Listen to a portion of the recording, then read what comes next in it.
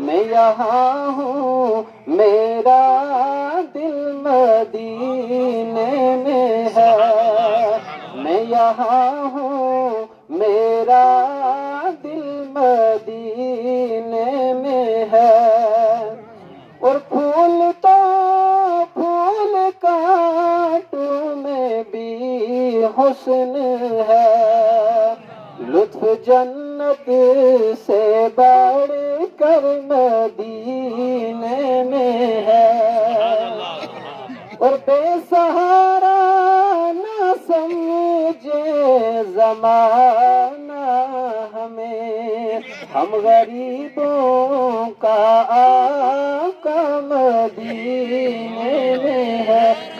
بسم اللہ الرحمن الرحیم۔ انا ارسلناک شاہدا ومبشرا ونذیرا وداعیا الی اللہ باذنہ سراجا منیرا۔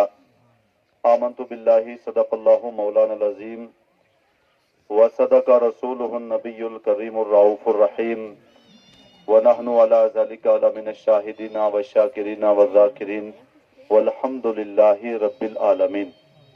ہماری اور آپ کی سعادت مندی ہے کہ اس وقت ہم اور آپ اللہ جل مجدہ الکریم کے مقدس گھر کے اندر محفل میلاد مصطفیٰ اور محفل 11ویں شریف کے اندر حاضر ہیں۔ اللہ تعالی ہم سب کی حاضری اپنی بارگاہ میں قبول فرمائے، اور یہ محفل ہماری اور آپ کی بخشش و نجات کا ذریعہ بنائے، آمین۔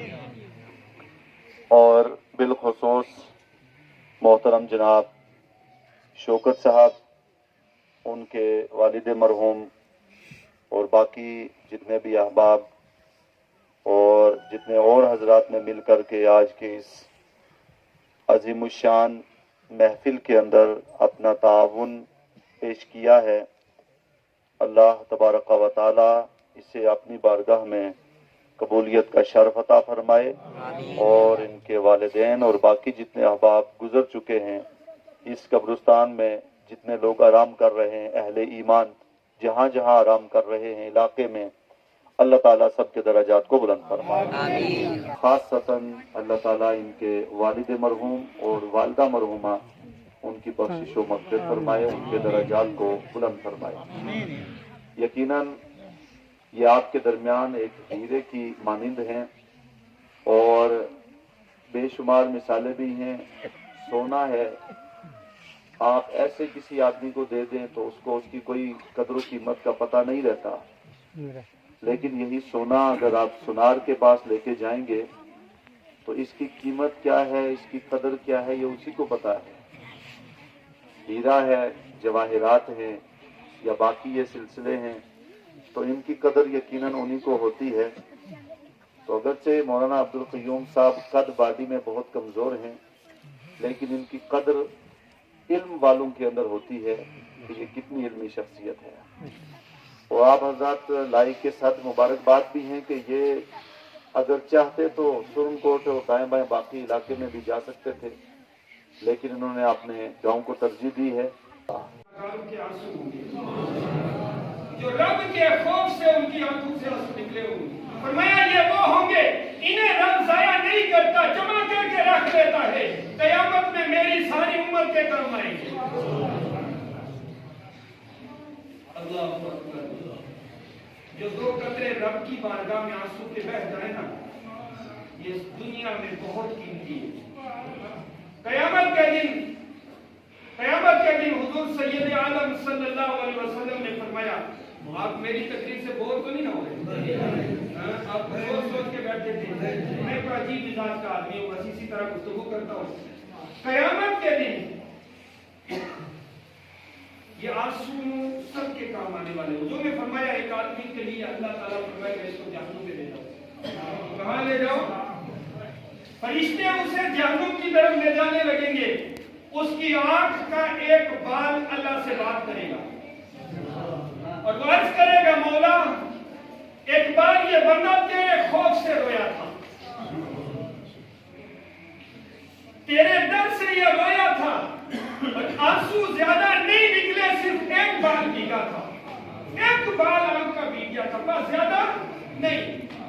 مولا وہ بال میں ہوں جو بھیگا اللہ تعالیٰ تیرا وعدہ ہے کہ جو تیرے خوف کے پانی سے آنسو جو بانتر ہو جائے اس پر جہنم حرام ہے، یا تو مجھے اس سے الگ کر دے یا پھر اس کو بخش دے۔ اللہ فرمائے گا یہ میری شان کے لائق نہیں ہے کہ تجھے الگ کروں، تیرے صدقے اس کو بھی بخش دیتا ہوں۔ یار اپنے رب سے محبت تو کرو، وہ اتنا قریب ہے، اتنا قریب ہے۔ اللہ اکبر۔ ہاں فرمایا انا عند عبدی، میں اپنے بندے کے بہت قریب ہوں۔ انا عند المتقین، فرمایا میں متقیوں کے قریب ہوں۔ اللہ تعالیٰ، اور یہ بات یاد رکھے، ہمیں اسی لیے حکم دیا ہے کہ ہم لوگوں کو نیکی کی تو دعوت دیں، جہنم سے ڈرائے، اللہ کے عذاب کی خبر دے جو اللہ نے بتائی ہے، ان کو نیکی کی طرف لائیں، مگر حکم نہ لگائیں کہ فلاں جنتی ہے اور فلاں جہنمی ہے۔ نہ یہ فیصلہ تو رب نے کرنا ہے۔ تو فرمایا لا تعتذروا قد کفرتم بعد ایمانکم۔ اللہ کے رسول صلی اللہ علیہ وسلم نے ایک بار مسجد میں حضور سید عالم صلی اللہ علیہ وسلم کا ایک اونٹ تھا، ناکہ مبارک حضور کی اونٹنی کو گم ہو گئی، تو ایک صحابی حضور کے پاس آئے، کہنے لگے یا رسول اللہ ہم نے بہت ڈھونڈا اونٹنی نہیں ملی۔ تو حضور نے فرمایا یہ جو پہاڑی ہے نا اس کے پیچھے اونٹنی کی نکیل جاڑی میں، اونٹنی کی نکیل جاڑی میں پھنس گئی ہے، اس لیے وہ وہاں کھڑا ہے۔ صحابی گئے تو منافقین کہنے لگے محمد کو تو دیکھو، آج وہ فلاں کی اونٹنی گم ہو گئی تو بتا رہے کہ فلاں جگہ ہے، ہم ان کے ساتھ رہتے ہیں ان کو پتہ ہی نہیں، ہم ان کے ساتھ رہتے ان کو پتہ ہی نہیں۔ ایک صحابی سن کے حضور کی بارگاہ میں حاضر ہوئے، عرض کی یا رسول اللہ صلی اللہ علیہ وسلم، حضور کے دور میں جو حضور کے علم پر اعتراض کرے وہ منافق ہے، آج جو حضور کے علم پر اعتراض کرے وہ منافق نہیں ہے؟ بولو نا، منافق ہے نا؟ اس لیے کہ رسول کو سکھایا رب نے، رسول کا استاد صرف رب ذوالجلال ہے، تو مجھے بتاؤ سکھانے والے میں کمی ہے کوئی؟ تو پھر سیکھنے والے میں بھی نہیں ہے۔ معلم کا کام ہے کہ وہ اپنے متعلم کو بھرپور سکھاتا ہے، اور رب نے اپنے محبوب کو ما کان و ما یکون سکھایا ہے۔ اچھا حضور نے فرمایا لوگوں تمہیں کیا ہو گیا، تم میرے علم پر اعتراض کرتے ہو، آج جب میں منبر پر بیٹھا ہوں پوچھو مجھ سے کیا پوچھنا ہے۔ اچھا ایک صحابی ہے جن کا نام ہے عبداللہ ابن حذافہ، کیا نام ہے؟ اچھا ایسا ہوتا کہ جب لڑائی جھگڑا ہوتا نا تو لوگ ان کو کہتے کہ تو اپنے باپ کا نہیں تو فلاں کا ہے، غیر باپ کی طرح منسوب کرتے تھے۔ تو انہوں نے سوچا موقع اچھا ہے، کھڑے ہوئے، عرض کی یا رسول اللہ من ابی، میرا باپ کون ہے؟ قربان چاہیے۔ اب مجھے ایک بات بتائیں، باپ کون ہے یہ کون بتائے گا؟ ماں ہی بتائے گی نا، مگر رسول جانتے ہیں کس کا باپ کون ہے؟ سبحان اللہ، حضور جانتے ہیں کس کا باپ۔ حضور نے فرمایا ابو کا حذافہ، تم تیرا باپ حذیفہ ہے۔ تیرا باپ کون ہے؟ اچھا ایک نکتہ سمجھے، اگر کسی اور کے باپ کا انکار کر دو نا تو اس کی ماں پر تہمت لگے گی، تہمت لگانا گناہ کبیرہ ہے مگر کفر نہیں ہے۔ مگر اب اگر عبداللہ ابن حذافہ کے باپ کا انکار کریں گے تو کافر ہو جائے گا، کیونکہ اس کے باپ کی تصدیق رسول نے کی ہے، اور رسول کی تصدیق کا انکار کرنا کفر لازم آتا ہے۔ کیا لازم آتا ہے؟ کفر لازم آتا ہے۔ اچھا پھر ایک شخص کھڑا ہوا مسجد نبوی میں، پہلی صف میں کھڑا ہو گیا تو کہنے لگا ایو مدخلی، یا رسول اللہ میں کہاں جاؤں گا؟ میں میرے داخل ہونے کی جگہ کون سی ہے، جنت یا جہنم؟ بھائی مسجد نبوی میں تو بیٹھا ہے، رسول کی مسجد میں ہے، تو وہاں حضور سے پوچھنا ہے میرا ٹھکانا کہاں ہے؟ تو حضور نے فرمایا مدخل النار، تیرے داخل ہونے کی جگہ جہنم ہے، کیونکہ وہ منافقوں میں سے تھا۔ کن میں سے تھا؟ میں تیرا ٹھکانہ جہنم ہے۔ حضرت عمر کھڑے ہو گئے، حضور کے گھٹنے پکڑ کے کہنے لگے، کیونکہ حضرت عمر سمجھ گئے کہ آج پتہ نہیں کتنے راتوں سے پردے ہو جائے۔ تو حضرت عمر نے گھٹنے پکڑ لیا، عرض کی یا رسول اللہ رضینا باللہ ربا وبالاسلام دینا وبمحمد صلی اللہ ہونے پر راضی ہے، اسلام کے دین ہونے پر راضی ہے، اور محمد رسول اللہ کی رسالت پر راضی ہے۔ بس یا رسول اللہ، ہم راضی ہیں آپ سے۔ اور حضرت عمر اتنی دیر کہتے رہے کہ حضور کا غصہ ٹھنڈا ہو گیا۔ حضور کا غصہ، اچھا ایک صحابی اور ہیں حضرت عمر رضی اللہ عنہ، ان کا چچا تھا، وہ منافق تھا، اس کا نام تھا جلاس ابن سویر، جلاس ابن سویر۔ اچھا یہ یتیم ہو گئے بچپن میں، جب یتیم ہو گئے تو روزانہ ان کا کام ایک ہی کہ یہ آئے اور حضور کی مجلس میں آ کے بیٹھ جائیں، صبح سے شام تک بیٹھے۔ تو ایک دن یہ گھر لوٹ کے گئے تو چچا نے کہا کہ تم کہاں تھے؟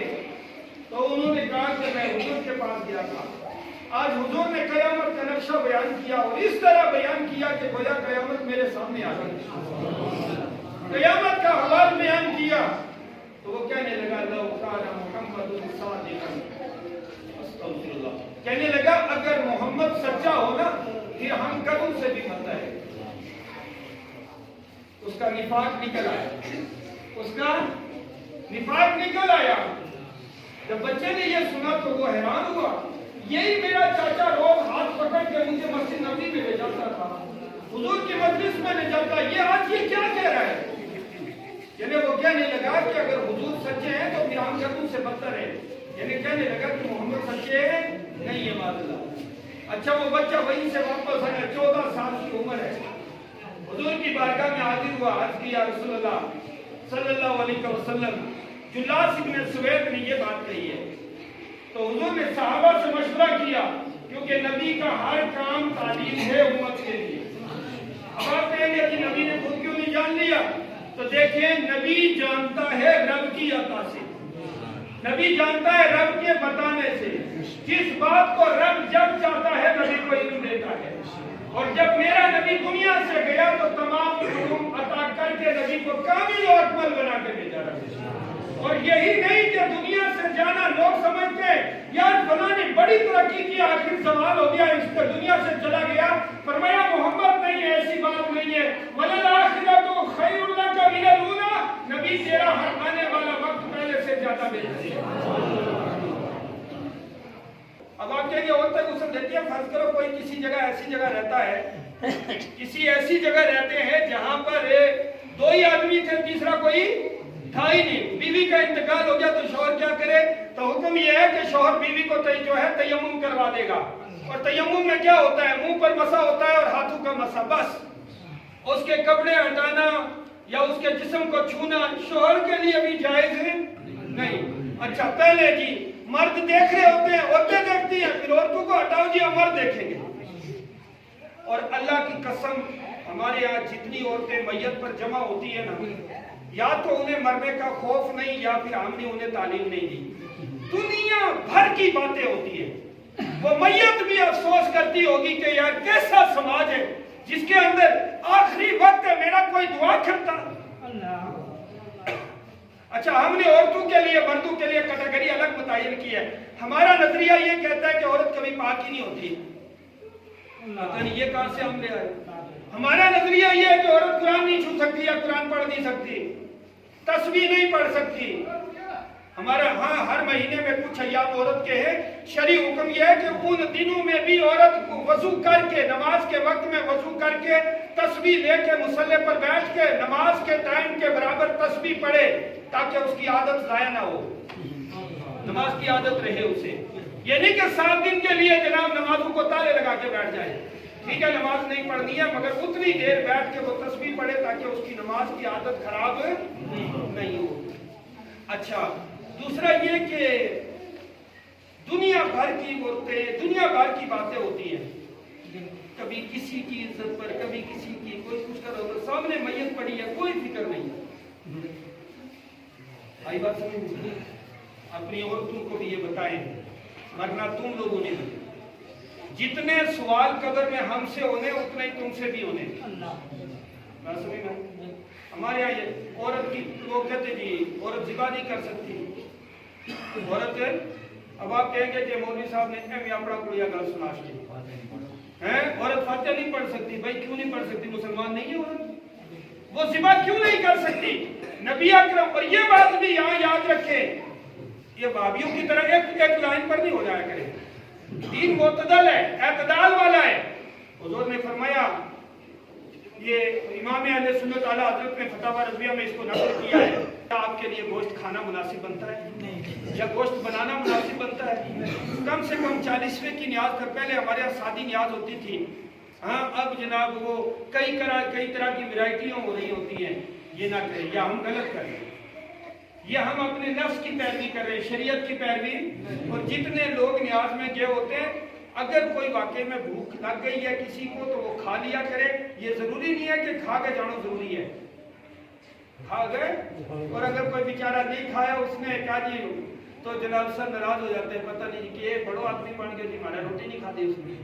اور بھائی یہ کوئی خوشی کی دعوت تو نہیں ہے. الدعوت عند السرور، دعوت خوشی کے وقت ہوتی ہے. اسلام میں صرف 2 دعوتیں ہیں، ولیمے کی دعوت، ولیمے کی جو کرتے ہی نہیں ہم، ہے نا. ہاں پہلے ہی لنچ ہونے شروع ہو گیا. ہاں لنچ ہوتے ہیں جناب، اس کے بعد کیا ہوتا ہے، وہ پکتا ہے، پھر وہ جناب اس کے بعد دوسرے دن برات ہوتی ہے. آپ مجھے بتاؤ، آپ نے لنچ بھی کروا دیا، آپ نے پکا بھی لیا، آپ جس دن برات لے جا رہے تھے، دلہا یا دلہن دونوں میں سے کسی ایک کا انتقال ہو گیا، تو بتاؤ تم نے جو خرچہ کیا اس کا کیا مطلب ہے؟ پھر کیا وہ جی کار بھی پٹے گی ہوتا ہے، اصل میں کچھ نہیں ہوئے.